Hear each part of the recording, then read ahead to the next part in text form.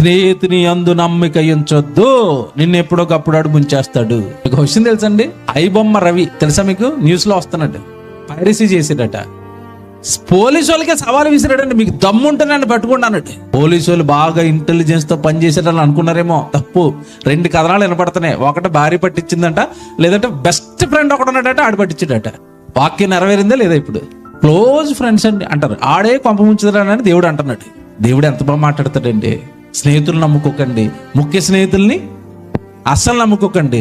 ఎక్కువ మాట్లాడితే మీ ఒడిలో పడుకునే భార్యను కూడా మీరు నమ్మకండి. ఎందుకంటే సంసోన్ గారు లోపల ఏంచింది ఎవరు చెప్పండి? బాగా ఆలోచించారా?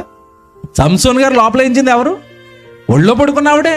నువ్వే నా జీవితం అన్నాడు, నువ్వే నా ప్రేమ అన్నాడు, నువ్వు లేకపోతే బ్రతకలేను అన్నాడు.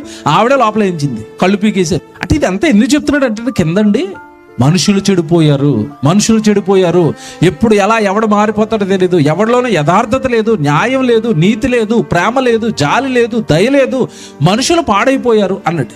ఈ పాడైపోయిన సమాజంలో దేవుడు వాక్యాన్ని పట్టుకుని యథార్థంగా ఎవరైనా బ్రతుకుతారేమో చూస్తున్నాడండి. నేను పాపం చేస్తే తన కుమారుడైన యేసుక్రీస్తుల సిలువలో బలివేశాడు గనుక నా తండ్రి మాటలు, వాక్యం నేను చదువుకోవాలి, ఆ వాక్య ప్రకారం బ్రతకాలి.